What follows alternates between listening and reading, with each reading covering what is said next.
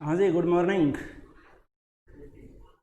Roma Yadav, Amit Kumar, Sachin Yadav, KD, Praveen, Sachin, Neetu, good morning भाई सभी को। सुप्रभात, नमस्कार, राम राम।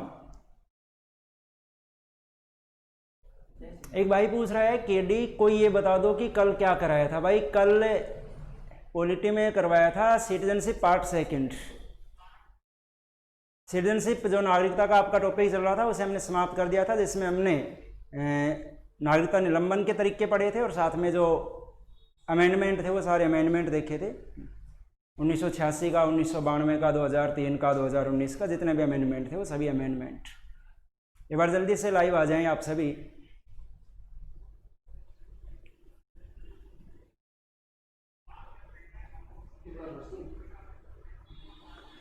देखिए, संविधान के पार्ट्स की यदि हम बात करें, जावेद, अजीत सिंह, पूजा, शीतल यादव, प्रीति यादव, नगेंद्र यादव, गुड मॉर्निंग भाई सभी को। देखिए, अगर हम संविधान के भाग की बात करें, पार्ट्स की यदि हम बात करें, तो संविधान के 2 भाग हम पढ़ चुके हैं। संविधान का पहला भाग संघ व उसके राज्य, संविधान का दूसरा भाग सिटीजनशिप नागरिकता के बारे में हमने पढ़ लिया था। और इंडियन पॉलिटी का मतलब क्या है कि जो अपने संविधान के 22 भाग हैं, वो 22 के 22 भाग जब आप पढ़ चुके होंगे, मतलब आपकी पॉलिटी कंप्लीट हो चुकी होगी। तो 2 भाग हमने पढ़ लिए। चलिए आज हम चर्चा करते हैं भाग 3, जो संविधान का तीसरा भाग है। उस तीसरे भाग की हम बात करें, और संविधान का तीसरा भाग जो कि संबंधित है फंडामेंटल राइट्स, मौलिक अधिकार। देखिए भाग 3 जो आर्टिकल 12 से लेकर आर्टिकल 35 तक आता है। भाग 1 आपने देखा था आर्टिकल 1 से लेकर आर्टिकल 4 तक। भाग 2 आपने देखा 5 से लेकर 11 तक। और भाग 3 आ जाएगा भाई अब आर्टिकल 12 से लेकर आर्टिकल 35 तक। भाग 3 में अनुच्छेद 12 से 35 तक जो प्रावधान किया गया, वो प्रावधान किसका भाई? मौलिक अधिकारों का प्रावधान।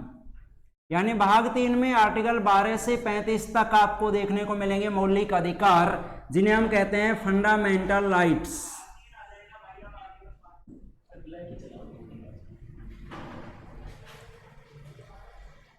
भाग 3 जिन्हें हम कहते हैं मौलिक अधिकार, या फिर आप इन्हें कह सकते हैं फंडामेंटल राइट्स।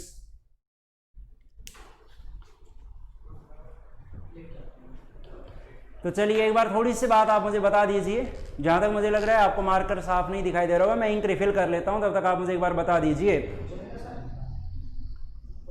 कि जो मौलिक अधिकारों का प्रावधान लिया गया किस देश से लिया गया है? जल्दी से बताओ एक बार। मौलिक अधिकार किस देश से ग्रहण किए गए? वेट कर रहा हूं आप लोगों का, जल्दी से बताइए, फिर टॉपिक स्टार्ट करेंगे।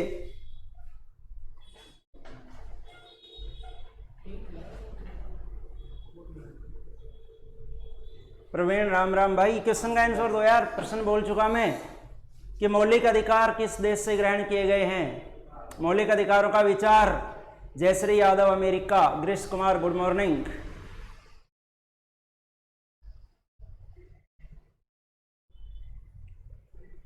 Sachin Yadav America, Neetu Jat USA, Nagendra Yadav America.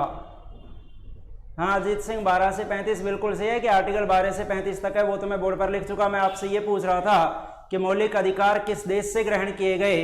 Sachin Yadav America, Girish Kumar America, KD America से शायद, शीतल Yadav America.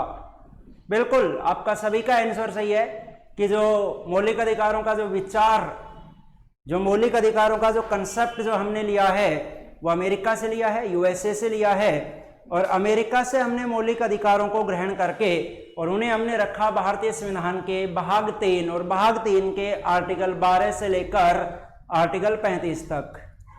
Narveer Chauhan sir English की क्लास क्यों डिलीट हो गई? भाई डिलीट ना हुई है, थोड़ी देर के बाद दिखाई देगी। प्रोसेसिंग में थोड़ा समय लगता है, जैसे ही प्रोसेसिंग कंप्लीट हो जाएगी तो उसके बाद दिखाई देगी। हाँ, और फिर भी अगर किसी भाई को अभी देख रहे हैं तो जोगिंदर सर के जो व्हाट्सएप नंबर हैं उन पर स्टेटस लगा हुआ मिलेगा, वहां आप क्लिक कर सकते हैं, वहां आपको लिंक मिल जाएगा। बाकी कुछ समय के बाद आपको यूट्यूब पर दिखाई दे जाएगी। मैं कॉन्टैक्ट नंबर लिख रहा हूँ यहाँ पर, जोगिंदर सर के देख लेना आप यहाँ से। इन पे यदि आप व्हाट्सएप स्टेटस पे जाएंगे तो आपको दिखाई दे जाएगा 9992180184, यहां से आप देख सकते हैं। चलिए अब हम सीधे अपने टॉपिक की बात करते हैं। सबसे पहले मैंने आपको कहा कि जो मौलिक अधिकारों का जो विचार ग्रहण किया गया वो विचार अमेरिका से लिया गया, यानी मैं कह सकता हूं कि द आइडिया ऑफ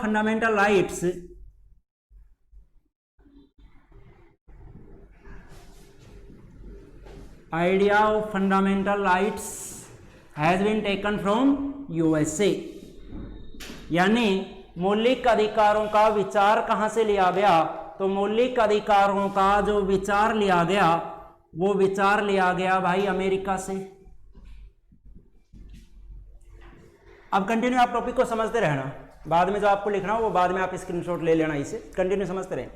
मौलिक अधिकारों का विचार लिया गया अमेरिका से, और अमेरिका से हमने मौलिक अधिकारों को लेकर हमने अपने संविधान में इन्हें कहां रखा? तो अपने संविधान में रखा भाग 3 और भाग 3 के आर्टिकल 12 से लेकर 35 तक।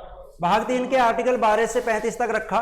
तो थोड़ी देर बाद में आपसे बात करूंगा कितने मौलिक अधिकार पहले कितने थे, वर्तमान में कितने हैं। तो सबसे पहले मैं एक बार मौलिक अधिकारों के बारे में आपको थोड़ी सी बेसिक बातें बता दूं।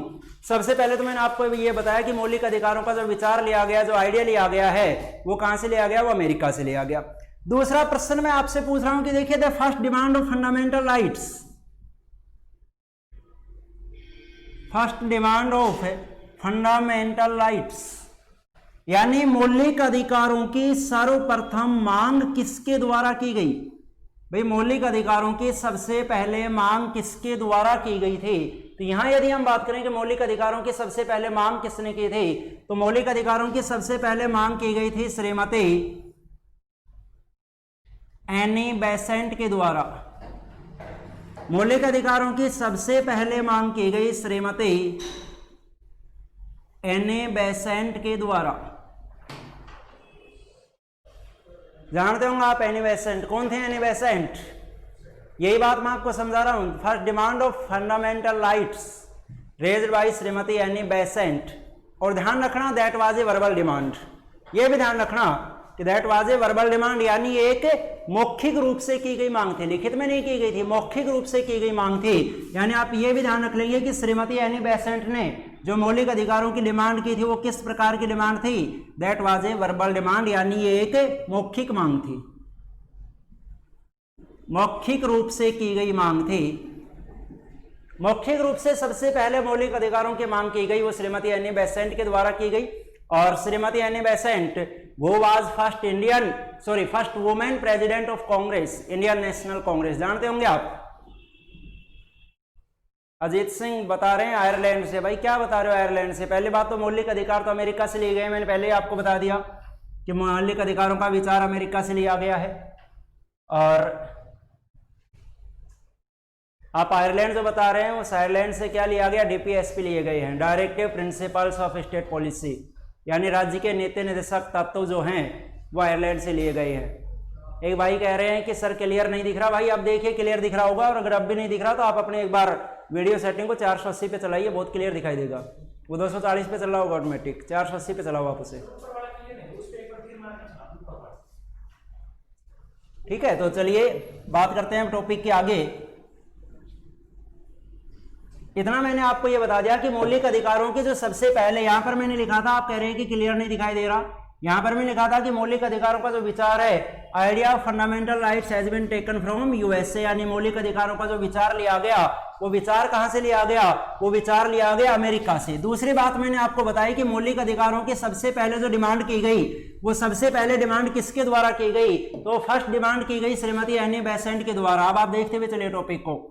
First demand of fundamental rights किसने की थी? Shrimati Annie Besant. और साथ में मैंने आपको यह बताया कि that was a verbal demand, यानी एक मौखिक रूप से की गई मांग थी, लिखित मांग नहीं थी, मौखिक रूप से की गई मांग थी। मौलिक अधिकारों की जो सर्वप्रथम मांग की गई वो सर्वप्रथम मांग की गई श्रीमती एनी बेसेंट के द्वारा, जिसे हम कहेंगे मौलिक अधिकारों की एक मौखिक मांग।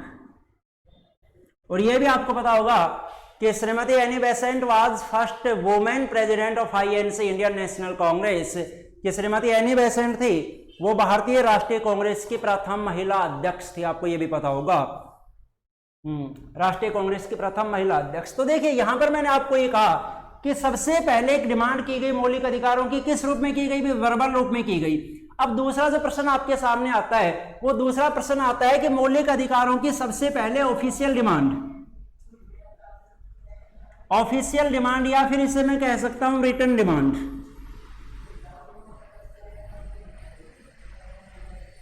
मौलिक अधिकारों के लिए सबसे पहले ऑफिशियल डिमांड या फिर रिटन डिमांड, यानी मैं कहूं इसे कि औपचारिक रूप से या फिर लिखित रूप से सबसे पहले मांग किसके द्वारा की गई? औपचारिक मांग या फिर लिखित मांग किसके द्वारा की गई? जल्दी से आंसर बता दीजिए यदि आपको पता है तो। मैंने आपको इतना बता दिया कि मौलिक अधिकारों की सबसे पहले मांग श्रीमती एनी बेसेंट ने की थी, जो कि एक वर्बल रूप से की गई थी। दूसरा मैं आपको कह रहा हूं कि मौलिक अधिकारों की औपचारिक रूप से या लिखित रूप से मांग सबसे पहले किसके द्वारा की गई? गिरीश कुमार कह रहे हैं सर क्लियर नहीं दिख रहा। भाई मैंने आपको बता दिया कि 480 पे चलाएं, वीडियो को क्लियर दिखाई देगा। आप आंसर दीजिए मुझे जल्दी से, आपके आंसर का वेट कर रहा हूं मैं, कि मौलिक अधिकारों के लिखित रूप में सबसे पहले मांग किसके द्वारा की गई थी?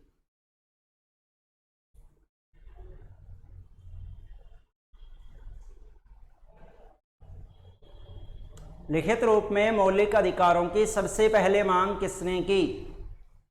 फर्स्ट ऑफिशियल डिमांड और इसे आप कह सकते हैं first written demand. Sachin Yadav Nehru. Nehru तो आपने सही बता दिया भाई। नेहरू भी कौन? मोतीलाल नेहरू या फिर जवाहरलाल नेहरू? कौन से नेहरू को मैं मानकर चलूं? सचिन यादव, जवाहरलाल नेहरू। चलिए और बाकी भाई और भी आंसर बताओ जल्दी से। इंपॉर्टेंट क्वेश्चन की मैं यहां आपसे बात कर रहा हूं। ये तो आपने पहले पढ़ा होगा कि मौलिक अधिकारों के लिखित रूप में मांग किसके द्वारा की गई थी। तो जैसा कि सचिन यादव ने बताया नेहरू ने की थी, लेकिन इन्होंने ये गलत बताया कि किसके द्वारा। जयश्री यादव ने कहा सरदार वल्लभ भाई पटेल।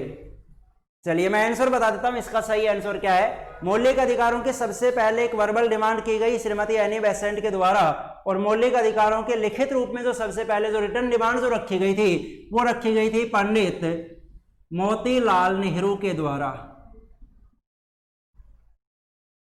यहां पर सचिन यादव ने बताया था जवाहरलाल नेहरू। भाई वो जवाहरलाल नेहरू नहीं है। लिखित रूप में जो सबसे पहले मांग की गई थी, वो सबसे पहले मांग की गई थी पंडित मोतीलाल नेहरू के द्वारा। मौलिक अधिकारों के लिखित रूप में सबसे पहले मांग की गई थी। और ये कब की गई थी ये भी मैं आपको बता दूं कि 1928 ईस्वी में 10 अगस्त 1928 को पंडित मोतीलाल नेहरू ने एक रिपोर्ट प्रेजेंट की थी, और उस रिपोर्ट का नाम था नेहरू रिपोर्ट। आपने पहले पॉलिटी में पढ़ा होगा, जो बंदे मेरी क्लास ले चुके हैं उनको अच्छे तरीके से पता होगा कि 10 अगस्त 1928 को पंडित मोतीलाल नेहरू के द्वारा नेहरू रिपोर्ट प्रेजेंट की गई थी, जिसे हम कहते हैं भारतीय संविधान का ब्लूप्रिंट ऑफ इंडियन कॉन्स्टिट्यूशन जिसे कहा जाता है, भारतीय संविधान का नील पत्र जिसे कहा जाता है। उस नेहरू रिपोर्ट में जो सबसे पहले मौलिक अधिकारों की डिमांड की गई थी, उसे हम कहते हैं भारत में सबसे पहले रिटन डिमांड, या उसे हम कहते हैं ऑफिशियल डिमांड। तो यदि आपसे ऑफिशियल डिमांड की बात की जाए तो सबसे पहले ऑफिशियल डिमांड की गई, वो किसके द्वारा की गई? पंडित मोतीलाल नेहरू के द्वारा की गई। कब की गई? वो 1928 ईस्वी में जो नेहरू रिपोर्ट प्रेजेंट की गई थी, उस नेहरू रिपोर्ट के अंतर्गत। तीसरी यदि हम बात करें, देखिए आगे मैं चल रहा हूं 1931 में कांग्रेस का एक अधिवेशन हुआ था। कौन सा अधिवेशन हुआ था? 1931 में कांग्रेस का एक अधिवेशन हुआ था। कौन सा? कराची अधिवेशन।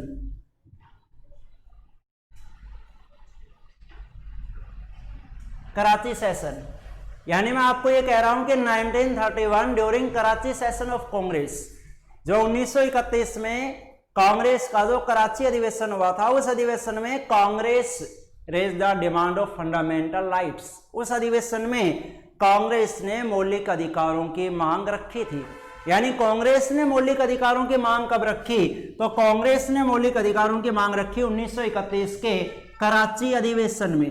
इस कराची अधिवेशन में क्या हुआ? कराची अधिवेशन में कांग्रेस के द्वारा मौलिक अधिकारों की मांग की गई, और इसी मांग को फिर आगे चलकर एक बार रिपीट किया गया। किसके द्वारा? 1931 में ही रिपीट किया गया। किसके द्वारा? गांधी जी के द्वारा।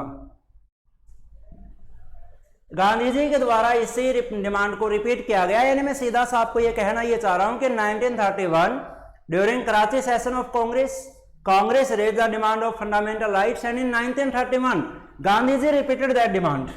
गांधी जी ने उसी डिमांड को रिपीट किया। कब किया गांधी जी ने? इन सेकंड राउंड टेबल, जो सेकंड राउंड टेबल जो कॉन्फ्रेंस हुआ था, जिसे हम कहते हैं सेकंड मतलब द्वितीय राउंड टेबल गोलमेज सम्मेलन, कहां हुआ था? लंदन में हुआ था। यानी गांधी जी ने इसी मांग को दोबारा उठाया। सेकंड राउंड टेबल कॉन्फ्रेंस कहां हुआ था? ये लंदन में, जो 1931 में, जो लंदन में 1931 में गांधी जी ने इसी मांग को रिपीट किया। कहां किया? जो दूसरा गोलमेज सम्मेलन हुआ था, जो दूसरा गोलमेज सम्मेलन हुआ था, कहां हुआ था भाई? लंदन में हुआ था। तो इस लंदन के दूसरे गोलमेज सम्मेलन में गांधी जी ने उसी मांग को रिपीट किया। यानी मौलिक अधिकारों की मांग की यदि हम बात करें तो देखिए मौलिक अधिकारों के यहां से आपके सामने 3 प्रश्न आपके सामने आ गए कि मौलिक अधिकारों की सबसे पहले मांग श्रीमती एनी बेसेंट के द्वारा की गई, जो मौखिक रूप से की गई थी। मौलिक अधिकारों की औपचारिक रूप से या लिखित रूप से सबसे पहले मांग 1928 में पंडित मोतीलाल नेहरू के द्वारा की गई। अगला प्रश्न यह बनता है कि कांग्रेस ने मौलिक अधिकारों की मांग किस अधिवेशन में की थी? तो ध्यान रखेंगे आप, कराची अधिवेशन में। और कराची अधिवेशन में कांग्रेस के द्वारा जो मौलिक अधिकारों की मांग की गई, उसी मांग को 1931 के द्वितीय गोलमेज सम्मेलन में, 1931 के दूसरे गोलमेज सम्मेलन में महात्मा गांधी ने भी उसी मांग को रिपीट किया था। तो ये तो हमारे जो प्रश्न हुए वो प्रश्न हुए केवल मौलिक अधिकारों की मांग को लेकर कि मौलिक अधिकारों की कब कब किसके द्वारा मांग की गई। बताओ, क्लियर? जल्दी से बताओ, किसी को भी अगर कुछ पूछना है तो बताइए।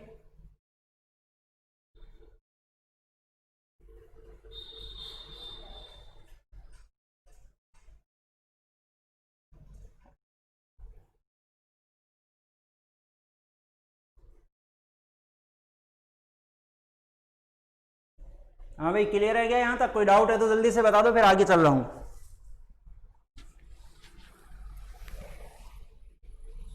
और साथ में आप इसे कैप्चर भी कर लें, स्क्रीनशॉट लेकर सेव कर लें इसे।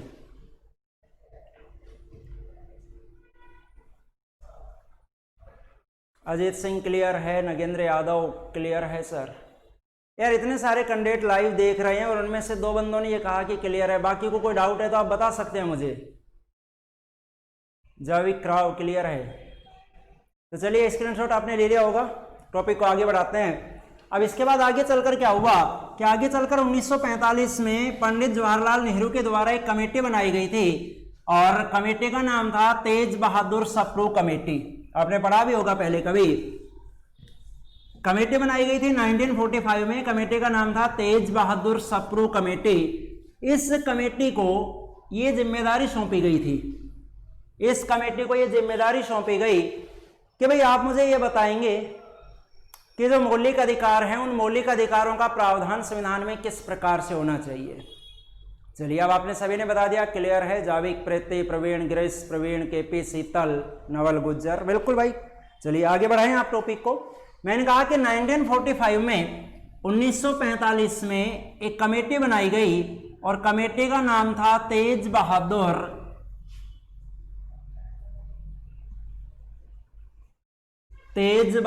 सप्रू कमेटी। हिंदी में हम इसे कहेंगे तेज बहादुर सप्रू समिति। 1931 में तेज बहादुर सप्रू कमेटी बनाई गई।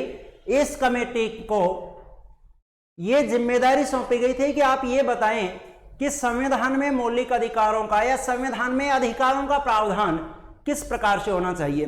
तो देखिए, तेज बहादुर सप्रू कमेटी ने यह कहा कि संविधान में 2 प्रकार के अधिकार होने चाहिए। एक वो अधिकार कि अगर उन अधिकारों से वंचित किया जाए तो उसके विरुद्ध न्यायालय में जा सके। एक तो ऐसे अधिकार होने चाहिए कि अगर उन अधिकारों से नागरिकों को वंचित किया जाता है तो नागरिक उसके विरुद्ध न्यायालय में जा सके। एक दूसरे ऐसे अधिकार होने चाहिए कि अगर उन अधिकारों से वंचित किया जाता है नागरिकों को तो वो उनके विरुद्ध न्यायालय में नहीं जा सके। 2 प्रकार के अधिकारों के लिए इन्होंने बताया था। तेज बहादुर सप्रू कमेटी ने बताया कि दो प्रकार के अधिकार संविधान में होने चाहिए। एक तो वो अधिकार कि अगर उन अधिकारों से नागरिकों को वंचित किया जाता है तो नागरिकों को यह अधिकार होगा कि वो न्यायालय में जा सके, वो सुप्रीम कोर्ट में, हाई कोर्ट में जा सके। और एक दूसरे वो अधिकार होने चाहिए कि अगर उन अधिकारों से नागरिकों को वंचित किया जाता है तो वो उसके विरुद्ध न्यायालय में नहीं जा सकते। दो प्रकार के अधिकारों की यहाँ पर इन्होंने डिमांड रखी। और आप देखते हैं कि हमारा जो संविधान है, आप जानते हैं कि हमारा जो संविधान है उस संविधान में इन दोनों को अपनाया गया है। कहां अपनाया गया? देखिए आर्टिकल 12 से लेकर 35 तक, अनुच्छेद 12 से लेकर 35 तक जो मौलिक अधिकार हैं वो मौलिक अधिकार इसी प्रकार के अधिकार की कैटेगरी में आते हैं कि अगर मौलिक अधिकार से हमें वंचित किया जाएगा तो हम न्यायालय में जा सकते हैं। जबकि यदि आप देखें कि जो डीपीएसपी हैं, डीपीएसपी आर्टिकल 36 से लेकर आर्टिकल 51 तक, directive principle of for state policy, राज्य के जो नीति निर्देशक तत्व हैं, जो आर्टिकल 36 से लेकर 51 तक हैं, जिन्हें हिंदी में हम बोलते हैं राज्य के नीति निर्देशक तत्व, ये इस कैटेगरी में आते हैं कि अगर इनसे हमें वंचित किया जाता है तो हम इनके विरुद्ध न्यायालय में नहीं जा सकते। यानी जो आर्टिकल 12 से 35 तक जो हमारे मौलिक अधिकार दिए गए हैं, अगर हमारे मौलिक अधिकारों से हम ही को वंचित किया जाएगा तो हम सुप्रीम कोर्ट या हाई कोर्ट का सहारा ले सकते हैं। यदि हमें डीपीएसपी से वंचित किया जाता है तो हम इसके विरुद्ध न्यायालय में नहीं जा सकते। प्रत्यय यादव ने पूछा सर रिपीट कर दो। देखिए पूरा रिपीट कर देता हूं, आप समझने की कोशिश करना। 1945 में तेज बहादुर सप्रू कमेटी बनाई गई थी। किसके द्वारा? पंडित जवाहरलाल नेहरू के द्वारा। पंडित जवाहरलाल नेहरू ने यहाँ पर तेज बहादुर सप्रू कमेटी का गठन किया था। इस सप्रू कमेटी की जिम्मेदारी ये थी, ये जिम्मेदारी सौंपी गई थी कि भाई सप्रू कमेटी ये बताएगी कि संविधान में अधिकार कितने प्रकार के होने चाहिए। सप्रू कमेटी हमें ये बताएगी कि हमारा जो संविधान बनेगा उस संविधान में कितने प्रकार के अधिकार होने चाहिए। तो सप्रू कमेटी ने कहा कि 2 प्रकार के अधिकार होने चाहिए, जिनमें पहला प्रकार ये होगा, दूसरा प्रकार ये होगा। पहला प्रकार तो वो होगा कि अगर इस प्रकार के अधिकारों को वंचित किया जाता है, वंचित करना मतलब इस प्रकार के अधिकारों को नागरिकों से छीना जाता है, नागरिकों को ऐसे अधिकारों से वंचित किया जाता है तो उसके विरुद्ध नागरिक न्यायालय में जा सकते हैं। पहला अधिकार तो, पहला प्रकार तो ये हो गया। अधिकारों का दूसरा प्रकार वो होगा कि अगर नागरिकों को इनसे वंचित किया जाता है तो नागरिक न्यायालय में नहीं जा सकते। यानी इन्होंने सीधे 2 प्रकार बताए थे बस, कि एक प्रकार तो वो रखिए जिसके विरुद्ध न्यायालय में जा सके और एक प्रकार वो रखिए जिसके विरुद्ध हम न्यायालय में नहीं जा सके। और आप देखते हैं कि हमारा जो संविधान है उस संविधान में दोनों ही प्रकार चल रहे हैं। जो हमारे मौलिक अधिकार हैं, जो हमारे फंडामेंटल राइट्स हैं, वो पहले कैटेगरी में आ जाते हैं। अगर हमें मौलिक अधिकारों से वंचित किया जाता है किसी भी तरीके से, यदि हमें हमारे मौलिक अधिकार का लाभ नहीं मिल पाता है तो हम उसके विरुद्ध सुप्रीम कोर्ट में जा सकते हैं, यानी इसके विरुद्ध आप न्यायालय में जा सकते हैं। दूसरा प्रकार यदि आप देखें जिसके विरुद्ध आप न्यायालय में नहीं जा सकते तो वह है डीपीएसपी, राज्य के नीति निर्देशक तत्व। अगर नीति निर्देशक तत्वों से वंचित किया जाता है, अगर हमें वंचित किया जाता है तो इसके विरुद्ध आप न्यायालय में नहीं जा सकते। और ये बात आपको अच्छे तरीके से तब समझ में आएगी जब आप डीपीएसपी का टॉपिक पढ़ेंगे। देखिए हम भाग 3 की बात कर रहे हैं, फंडामेंटल राइट्स की बात कर रहे हैं, जो आर्टिकल 12 से लेकर 35 तक है। जब आर्टिकल 12 से लेकर 35 तक भाग 3 कंप्लीट हो जाएगा तो भाग 4 आएगा, और भाग 4 में क्या होगा? डीपीएसपी होगा। भाग 4 36 से 51 तक वहां हम डीपीएसपी को ही पढ़ेंगे। तो डीपीएसपी वो आ जाते हैं जिनके विरुद्ध आप न्यायालय में नहीं जा सकते। तो अब बताओ प्रीति यादव, क्लियर हुआ नहीं? सभी से पूछ रहा हूं भाई, किसी को डाउट है तो पूछ सकते हैं, वरना इसे कैप्चर कीजिए जल्दी से। केडी कह रहा है कि आयरलैंड से लिए गए हैं नीति निर्देशक तत्व। बिल्कुल आयरलैंड से लिए गए हैं। विक्रम रावत सर क्लास कब तक चलेगी? भाई कब तक का मतलब क्या हुआ? आप ये पूछ रहे हैं कि अब कितने बजे तक चलेगी या कितने दिन तक चलेगी? अब कब तक का मतलब मैं आपको क्या बताऊं? कितने बजे तक चलेगी ये बताऊं या कितने दिन तक चलेगी ये बताऊं?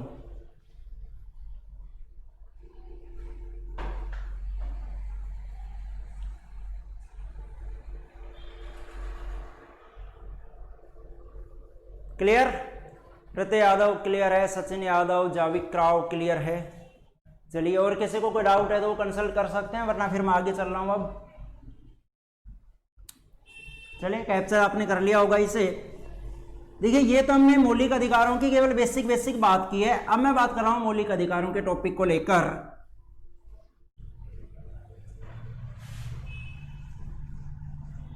अब देखिए हम मौलिक अधिकारों के टॉपिक की बात करें विक्रम रावत, कितने बजे तक? भाई बजे का मेरा जो टाइम है वो 11 से 12 बजे का टाइम है क्लास का। और वैसे हमारी क्लास रात के 8 बजे तक चलती रहती है। कोई ना कोई टीचर आपको लाइव जरूर मिलेगा इस चैनल पे, आप देखेंगे तो सुबह 8 बजे से लेकर रात को 8 बजे तक कंटिन्यू क्लास मिलेंगी। हर एक कोई ना कोई टीचर खड़ा हुआ मिलेगा यहाँ पर। बाकी मेरी क्लास 11 से 12 बजे है। तो चलिए अब हम आगे बात करें। देखिए फंडामेंटल राइट्स के बारे में, मौलिक अधिकारों के बारे में। तो जो मौलिक अधिकार हैं, आपको पता होगा कि जो हमारा बेसिक कॉन्स्टिट्यूशन था, जो हमारा मूल संविधान था, उस मूल संविधान में हमारे पास 7 फंडामेंटल राइट्स थे, 7 मौलिक अधिकार थे। और जबकि हम बात करें मॉडर्न कॉन्स्टिट्यूशन की, वर्तमान संविधान की यदि हम बात करें, तो वर्तमान संविधान में हमारे पास 6 मौलिक अधिकार है। यानी जो बेसिक कॉन्स्टिट्यूशन था उसमें तो बेसिक में तो हमारे पास 7 मौलिक अधिकार थे, लेकिन मॉडर्न कॉन्स्टिट्यूशन में हमारे पास 6 मौलिक अधिकार हैं। सचिन यादव हरियाणा जी के, भाई शनिवार को लगेगी, शनिवार को केवल हरियाणा जी के लगती है बस। तो देखिए हमारे पास वर्तमान में यदि हम देखें तो मैं कह सकता हूं कि there are 6 fundamental rights in constitution. हमारे संविधान में 6 मौलिक अधिकार हैं वर्तमान में। अब वो 6 मौलिक अधिकार कौन कौन से, वो मैं एक बार आपको बता देता हूं, उसके बाद एक एक के डिटेल पर चलेंगे। तो देखिए 6 में जो सबसे पहला मौलिक अधिकार आता है, वो सबसे पहला मौलिक अधिकार आता है राइट टू इक्वलिटी। सबसे पहला जो मौलिक अधिकार आएगा वो सबसे पहला मौलिक अधिकार, जिसे हम कहेंगे राइट टू इक्वलिटी। हिंदी में हम इसे बोलते हैं समानता का अधिकार। हिंदी में हम इसे कह देंगे भाई समानता का अधिकार। और समानता का अधिकार जो आर्टिकल 14 से लेकर आर्टिकल 18 तक आ जाता है। दूसरा अधिकार आप देखें तो दूसरा अधिकार आपके पास है right to freedom. Right to freedom Hindi में हम इसे कहते हैं स्वतंत्रता का अधिकार। स्वतंत्रता का अधिकार जो आ जाता है आर्टिकल 19 से लेकर आर्टिकल 22 तक। तीसरा अधिकार यदि हम देखें तो तीसरा अधिकार जो आपका आता है वो आता है राइट अगेंस्ट एक्सप्लॉयटेशन, यानी शोषण के विरुद्ध अधिकार।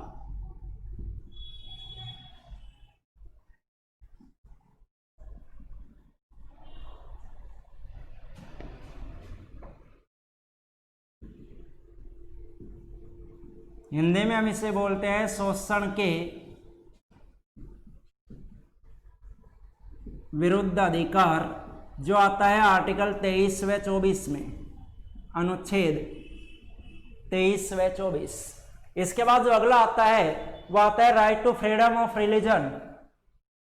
शीतल यादव 19 से 22, बिल्कुल सही है शीतल। स्वतंत्रता का अधिकार आर्टिकल 19 से 22 तक है। एक बार मैं ये लिख देता हूं शीतल, फिर मैं आपसे प्रश्न पूछूंगा सभी से। 3-4 प्रश्न यहां से बनेंगे, उन प्रश्नों का आप मुझे आंसर देंगे। तो देखिए यहां पर चौथे अधिकार की मैं बात कर रहा हूं, तो चौथा अधिकार है राइट टू फ्रीडम।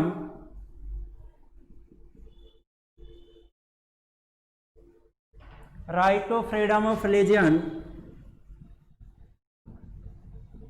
हिंदी में हम इसे कहते हैं धार्मिक स्वतंत्रता का अधिकार। धार्मिक स्वतंत्रता का अधिकार जो आता है आर्टिकल 25 से लेकर आर्टिकल 28 तक। हाँ बिल्कुल शीतल, 23-24 में है। अब देखिए पांचवा जो अधिकार आता है, वो पांचवा अधिकार जो आता है आपका, ये है cultural and educational right. Cultural and educational right,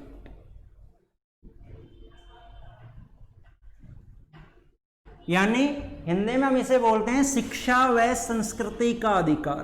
Hindi में इसे कहा जाता है शिक्षा व संस्कृति का अधिकार। कल्चरल एंड एजुकेशनल राइट जो आता है आर्टिकल 29 और आर्टिकल 30 में। आर्टिकल 29 और 30 में आता है। छठा जो आपका अधिकार होगा, वो छठा अधिकार होगा right to constitutional remedies. Right to constitutional remedies, Hindi में इसे कहा जाता है संवैधानिक उपचारों का अधिकार। संवैधानिक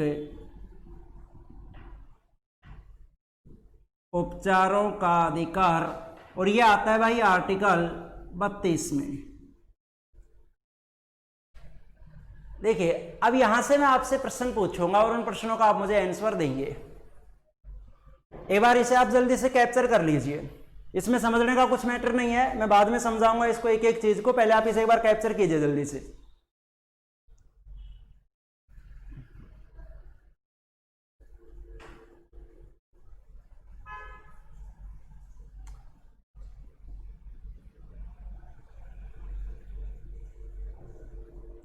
हाँ भैया आपने इसे कैप्चर कर लिया होगा। चलिए अब आगे जो चीजें मैं आपको समझाना चाह रहा हूं उसे समझने की कोशिश करना। देखिए कुछ एक प्रश्न यहां से बनेंगे, उन प्रश्नों का आप समझने की कोशिश करेंगे कि 6 मौलिक अधिकार हमारे सामने हैं। राइट टू इक्वेलिटी यानी समानता का अधिकार, स्वतंत्रता का अधिकार, शोषण के विरुद्ध अधिकार, धार्मिक स्वतंत्रता, शिक्षा व संस्कृति और संवैधानिक उपचारों का अधिकार। और इन 6 के 6 अधिकारों को हमें डिटेल से पढ़ना है, एक एक अधिकार को हम डिटेल से पढ़ेंगे। लेकिन अभी हमने ये देखा था कि हमारे संविधान में जो मौलिक अधिकार प्रारंभ होते हैं वो कहां से प्रारंभ होते हैं भाई, आर्टिकल 12 से लेकर और कहां तक चले गए, वो आर्टिकल 35 तक चले गए। आर्टिकल 12 से शुरू हुए और वो कहां तक चले गए, वो आर्टिकल 35 तक चले गए। तो देखिए 12 से 35 तक। अब मैं यहां से आपसे एक प्रश्न पूछ रहा हूं, प्रश्न को ध्यान से सुनना। संविधान के कुल कितने अनुच्छेदों में मौलिक अधिकारों का वर्णन किया गया है? जल्दी से आंसर बता दीजिए आप मुझे। संविधान के कुल कितने अनुच्छेदों में मौलिक अधिकारों का वर्णन किया गया है? जल्दी बताओ, वेट कर रहा हूं मैं आप लोगों का।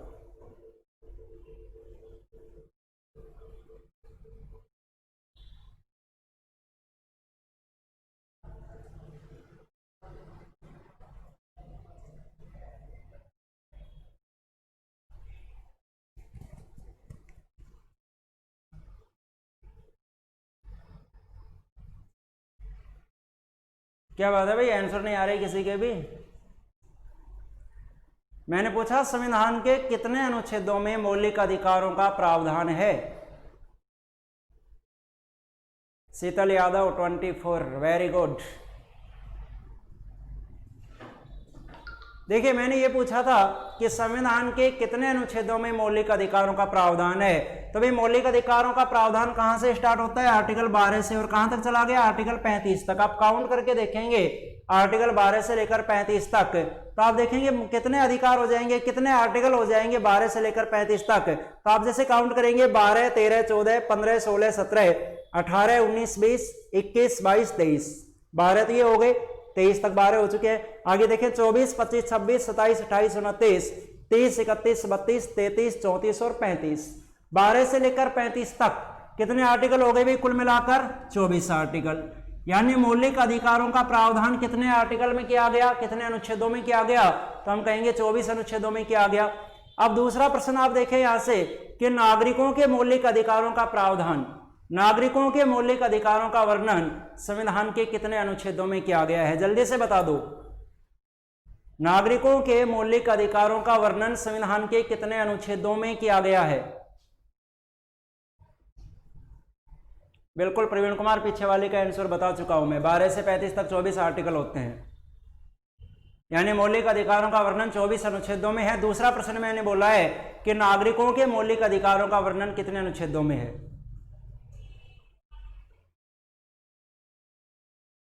सुदेश शर्मा 19,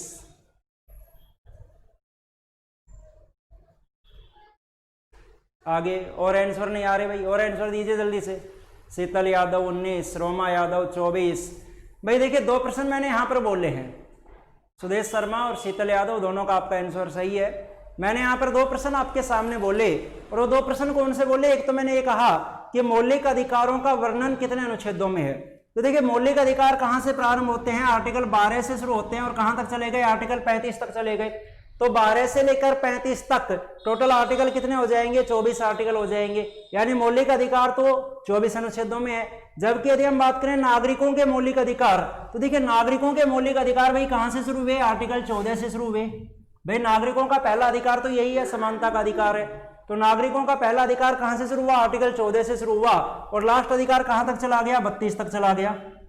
ये 32 तक आ गया, यानी 14 से 32 तक। अब इसमें कौन से आर्टिकल कम हो गए?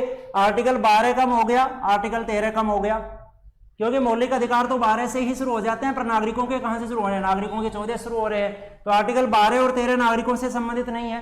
इसके अलावा नागरिकों के अधिकार आर्टिकल 32 पर कंप्लीट हो जाते हैं, जबकि मौलिक अधिकार आर्टिकल 35 पर कंप्लीट होते हैं। तो 3 आर्टिकल ये बच गए, आर्टिकल 33, 34 और 35।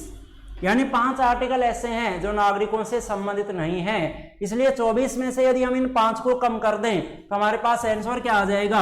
18 और 19। देखिए दोनों ध्यान रखना। अब आप अगर हम 24 में से 5 को कम करते हैं तो 19 अनुच्छेद आता है, लेकिन जो संपत्ति का अधिकार था, जो 7वां अधिकार था, संपत्ति का अधिकार, राइट टू प्रॉपर्टी, उसे भी हटाया गया है। वो भी अब नागरिकों के पास नहीं बचा मौलिक अधिकार के रूप में। तो उसको भी यदि हम एक आर्टिकल को, आर्टिकल 31 को यदि हम कम कर लें तो आंसर कितना आ जाएगा? 18 अनुच्छेद। दोनों में से जो भी ऑप्शन में मिल जाए वही आपका आंसर होगा। 18 भी मिल सकता है, 19 भी मिलता है, दोनों एक साथ मिलेंगे नहीं, ये ध्यान रखना। या तो ऑप्शन में आपको 18 मिलेगा या फिर ऑप्शन में आपको 19 मिलेगा। जो भी ऑप्शन में मिले वही आपका आंसर होगा। तो ध्यान रखना। नहीं तो जाट संपत्ति का अधिकार 44वां 1978 हटा दिया गया। बिल्कुल मोरारजी देसाई ने हटाया था। जब आप संपत्ति के अधिकार की मैं बात करूंगा, अमेंडमेंट की बात करूंगा, तो वहां आपको समझा दूंगा। पहले आप जो मैं समझा रहा हूं उसे समझिए। तो मैंने आपको बताया कि मौलिक अधिकारों का वर्णन 24 अनुच्छेदों में है, जबकि नागरिकों के मौलिक अधिकारों का वर्णन कितने अनुच्छेदों में हो जाएगा? तो नागरिकों के मौलिक अधिकारों का वर्णन हो जाएगा 18 या फिर 19 अनुच्छेदों में। अब देखिए हमने यहाँ पर 6 अधिकार आपके सामने हमने लिखे थे। इन 6 अधिकारों में से सबसे पहला अधिकार समानता का, जो आप पढ़ना स्टार्ट करेंगे, आर्टिकल 14 से हम पढ़ना स्टार्ट करेंगे। आर्टिकल 14 से लेकर आर्टिकल 32 तक तो हमें पढ़ना ही है, लेकिन इससे पहले आर्टिकल 12 और 13 में क्या है वो बता दूं आपको।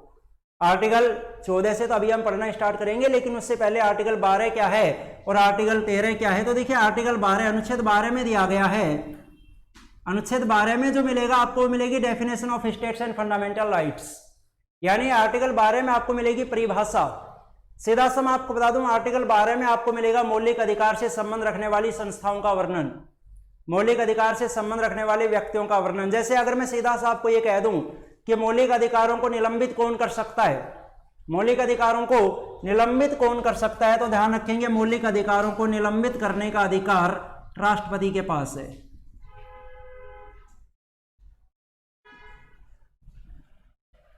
मौलिक अधिकारों को निलंबित करने का अधिकार किसके पास है भाई? राष्ट्रपति के पास है। अगर आपसे पूछ लिया जाए who can terminate the fundamental rights, तो आप आंसर बताएंगे प्रेसिडेंट ऑफ इंडिया, कि भारत का राष्ट्रपति मौलिक अधिकारों को टर्मिनेट कर सकता है। अगली बात, यदि मैं आपसे पूछूं कि मौलिक अधिकारों की रक्षा कौन करता है, मौलिक अधिकारों का संरक्षक कौन है, तो देखिए मौलिक अधिकारों की रक्षा करते हैं सुप्रीम कोर्ट व हाई कोर्ट, सर्वोच्च न्यायालय व उच्च न्यायालय, ये मौलिक अधिकारों के संरक्षक हैं, ये मौलिक अधिकारों की रक्षा करते हैं। तो 2 प्रश्न तो आप ये ध्यान रखेंगे, अनगिनत बार एग्जाम में पूछे गए दोनों प्रश्न, ध्यान रखना। बहुत बार रिपीटेड क्वेश्चन है कि मौलिक अधिकारों की रक्षा कौन करते हैं और साथ में मौलिक अधिकारों को निलंबित कौन कर सकता है। तो ध्यान रखेंगे कि मौलिक अधिकारों को टर्मिनेट करने का अधिकार प्रेसिडेंट के पास होता है, राष्ट्रपति के पास होता है, जबकि मौलिक अधिकारों का संरक्षक कहा जाता है सुप्रीम कोर्ट व हाई कोर्ट को। एक तीसरा प्रश्न जो आर्टिकल 13 में कहा गया, वो आर्टिकल 13 में कहा गया, वो मैं आपसे सीधा प्रश्न पूछ रहा हूं, आप मुझे आंसर देंगे। आप मुझे आंसर देंगे कि मौलिक अधिकारों में यदि कभी अमेंडमेंट करना पड़े, यदि मौलिक अधिकारों में कहीं संशोधन करना पड़े, किसी भी पार्ट में अमेंडमेंट करना पड़े, तो अमेंडमेंट करने का अधिकार किसके पास है? जल्दी से बताइए कि मौलिक अधिकारों में संशोधन करने का अधिकार किसे है, मौलिक अधिकारों में अमेंडमेंट कौन कर सकता है?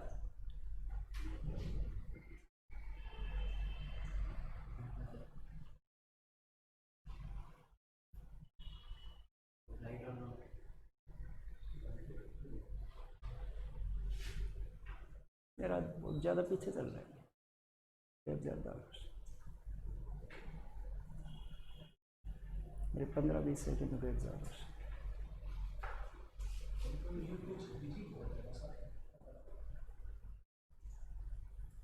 शीतल यादव संसद, अब देखो अब आंसर आया, कितनी देर हो गई। सुदेश शर्मा संसद, रोमा यादव सुप्रीम कोर्ट। रोमा भाई सुप्रीम कोर्ट क्या करता है? इनकी रक्षा करता है। मैंने ये कहा था कि मौलिक अधिकारों में अमेंडमेंट यदि किया जाए तो किसके द्वारा किया जाएगा? तो आप में से बताया शीतल यादव संसद, सुदेश शर्मा संसद, नीतू जाट पार्लियामेंट, नगेंद्र पार्लियामेंट, जावेद राव संसद। बिल्कुल जो संसद बता रहे हैं उनका आंसर बिल्कुल सभी का सही है। यानी मौलिक अधिकारों में देखिए आर्टिकल 13 क्या बात कहता है? आर्टिकल 13 बात कहता है कि the parliament of India can amendment in the fundamental rights, यानी वो मौलिक अधिकारों में संशोधन कर सकती है बशर्ते संविधान का मूल ढांचा नहीं बदलना चाहिए। ये विशेष रूप से ध्यान रखना कि मौलिक अधिकारों में एक विवाद हुआ था, उस विवाद की मैं आगे चलकर बात करूंगा। एक विवाद हुआ था केशवानंद भारती विवाद 1973 में, उसके बाद एक विवाद हुआ था 1980 में मिनर्वा मिल्स विवाद। उस विवाद में यह बात कह दी गई थी कि संसद मौलिक अधिकारों में संशोधन तो कर सकती है लेकिन संविधान का मूल ढांचा नहीं बदलना चाहिए, यानी ऐसा कोई संशोधन नहीं करना है जिससे देश की एकता या अखंडता को खतरा पैदा होता हो। तो ध्यान रखेंगे आप, आर्टिकल 13 क्या बात कहता है? आर्टिकल 13 यह बात कहता है कि जो भारत की संसद है वो भारत की संसद मौलिक अधिकारों के किसी भी भाग में संशोधन कर सकती है। भारत की संसद मौलिक अधिकारों के किसी भी भाग में संशोधन कर सकती है, किसी भी भाग में परिवर्तन कर सकती है। तो तीनों प्रश्न आपको ये याद रखने हैं कि मौलिक अधिकारों को निलंबित करने का अधिकार राष्ट्रपति के पास है, मौलिक अधिकारों में यदि संशोधन करना पड़े तो पार्लियामेंट के द्वारा किया जा सकता है, और मौलिक अधिकारों की जो रक्षा करते हैं वो रक्षा करते हैं सुप्रीम कोर्ट व हाई कोर्ट।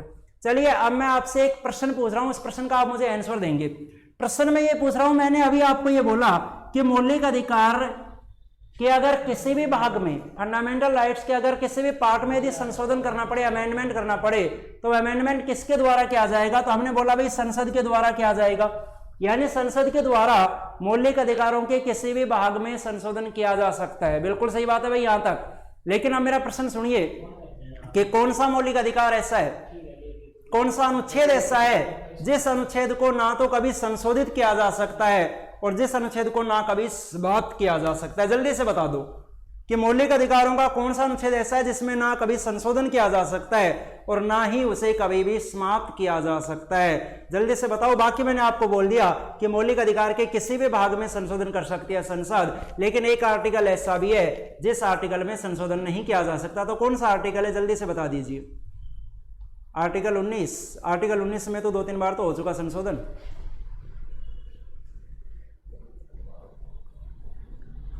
आर्टिकल 19 में संशोधन करके तो 2005 में आरटीआई जोड़ा गया था, राइट टू इंफॉर्मेशन।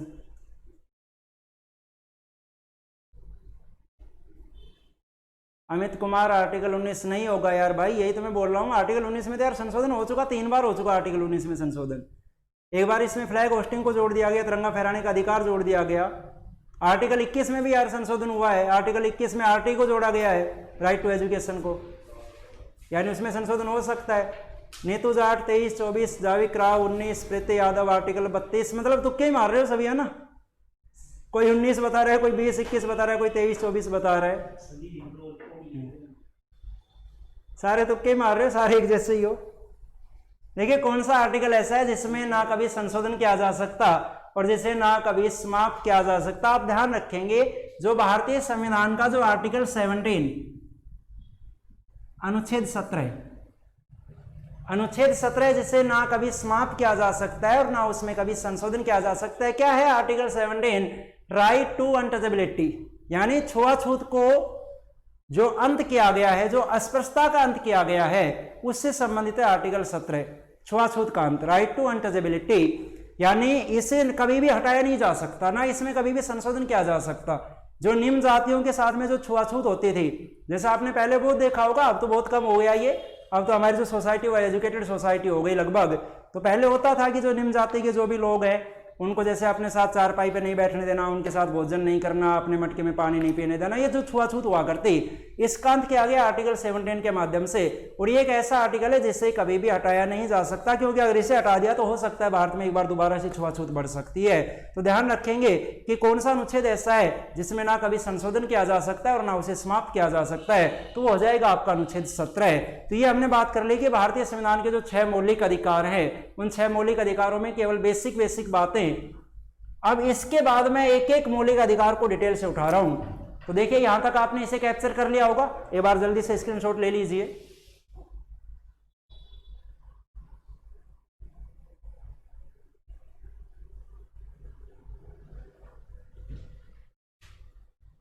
अब देखिए जो आपके सामने जो 6 मौलिक अधिकार हैं उनमें से एक एक मौलिक अधिकार की हम बात करें। सबसे पहला मौलिक अधिकार आपके सामने आता है राइट टू इक्वलिटी यानी समानता का अधिकार, जो आर्टिकल 14 से लेकर आर्टिकल 18 तक होगा। तो इसी को हम सबसे पहले पढ़ना स्टार्ट करते हैं। इसमें आपको क्या पढ़ना है, आर्टिकल 14 से लेकर आर्टिकल 18 तक की डिटेल पढ़नी है कि आर्टिकल 14, 15, 16, 17, 18 इनमें समानता का अधिकार है, तो कौन कौन सी समानता हमें दी गई है। तो सबसे पहला प्रश्न आप मुझे एक बार बता दीजिए, एक प्रश्न मैं आपके सामने रख रहा हूं। नगेंद्र यादव सर के से एग्जाम में यही क्वेश्चन आया था, उसका आंसर 21 ही था। भाई आंसर 21 कहां होता है वो बता देता हूं। प्रश्न ये नहीं था, प्रश्न को ध्यान से देखा करो। प्रश्न ये होगा कि कौन सा अनुच्छेद ऐसा है जो मौलिक अधिकार जो आपातकाल के दौरान निलंबित नहीं होता। अगर आपसे ये पूछा जाए ना कि कौन सा मौलिक अधिकार ऐसा है जिसे कभी भी निलंबित नहीं किया जा सकता, तो आर्टिकल 21 होगा। और ये पूछा जाए जिसे कभी भी समाप्त नहीं किया जा सकता, तो आर्टिकल 17 होगा। ध्यान रखना, निलंबित और समाप्त करने में अंतर है। अगर कभी यह पूछा जाए कि कौन सा अधिकार ऐसा है, कौन सा अनुच्छेद ऐसा है जिसे कभी भी निलंबित नहीं किया जा सकता, तो वो आर्टिकल 20 और 21 दोनों को कभी निलंबित नहीं किया जा सकता, और आर्टिकल 17 को कभी समाप्त नहीं किया जा सकता। तो यहां आपने देखा कि जो पहला अधिकार है राइट टू इक्वलिटी, समानता का अधिकार, जो कि अनुच्छेद 14 से लेकर अनुच्छेद 18 तक है। तो आप मुझे जल्दी से देखिए, यहां से एक बेसिक प्रश्न एग्जाम में सीधा प्रश्न पूछा जाता है कि संविधान ने नागरिकों को कितने प्रकार की समानता प्रदान की है। जो हमारा संविधान है उस संविधान ने नागरिकों को कितने प्रकार की समानता प्रदान की है, जल्दी से बता दो, कितने प्रकार की समानता प्रदान की गई है संविधान के द्वारा।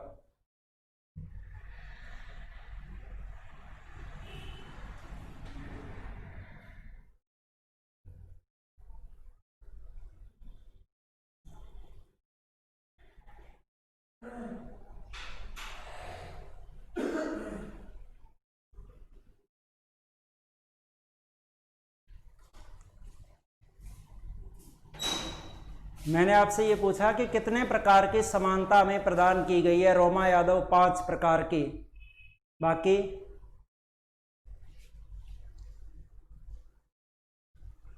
नीतू जाट 5, सुरेश शर्मा 5। देखिए एक बहुत सीधा सा प्रश्न मैंने आपसे पूछा था, और मैंने ये भी बोला कि HSSC ने ये प्रश्न पूछा भी हुआ है एग्जाम में कि भारतीय संविधान ने कितने प्रकार की समानता नागरिकों को दी है। तो देखिए समानता का अधिकार कहां से प्रारंभ होता है, आर्टिकल 14 से लेकर और कहां तक चला गया, 18 तक। यानी कितनी समानता हमारे सामने हो गई, आर्टिकल 14 में भी समानता है, आर्टिकल 15, 16, 17, 18, यानी 14 से लेकर 18 तक समानता है। तो 14 से लेकर 18 तक कितने आर्टिकल हो जाएंगे, 5 आर्टिकल हो जाएंगे। यानी संविधान ने हमें कितने प्रकार की समानता दी है, तो ध्यान रखेंगे कि संविधान ने हमें 5 प्रकार की समानता प्रदान की है। आर्टिकल 14 से लेकर आर्टिकल 18 तक 5 प्रकार की समानता हमें प्रदान की गई है। कौन कौन से 5 प्रकार, देखिए एक एक प्रकार बता रहा हूं। सबसे पहले हम बात करें आर्टिकल 14 अनुच्छेद 14 के बारे में। तो अनुच्छेद 14 क्या कहता है, अनुच्छेद 14 कहता है इक्वलिटी बिफोर लॉ, यानी विधि के समक्ष समानता। आर्टिकल 14 कहता है विधि के समक्ष समानता।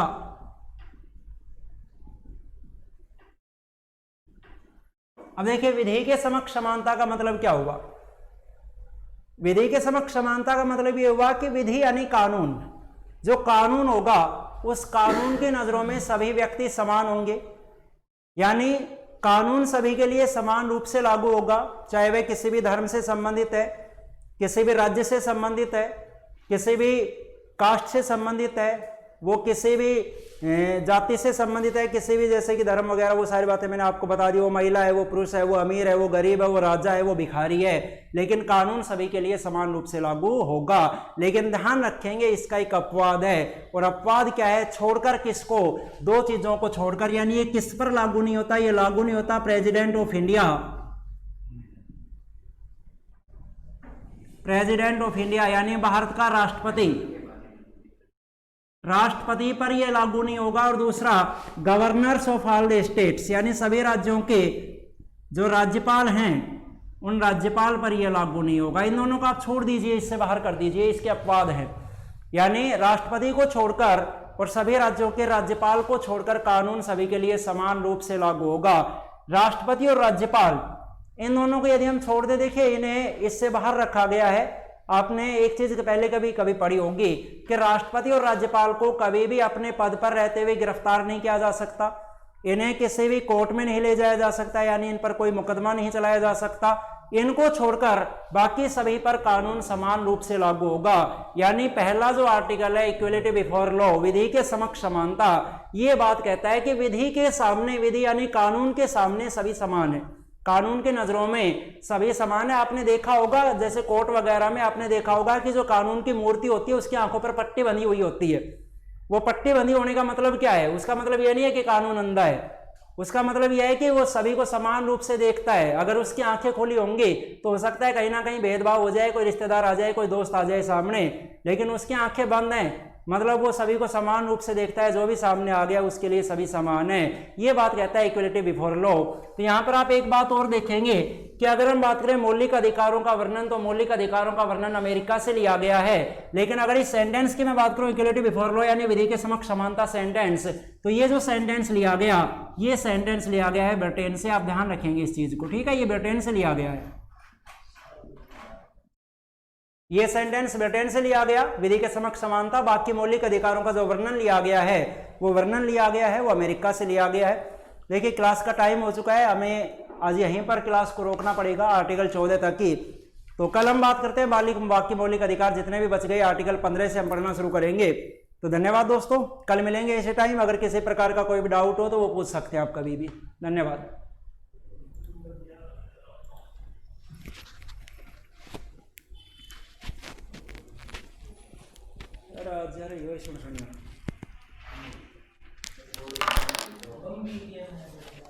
बढ़िया बंदी के में उन्हें सारा में करनी पड़ेगी क्योंकि कलाकार है।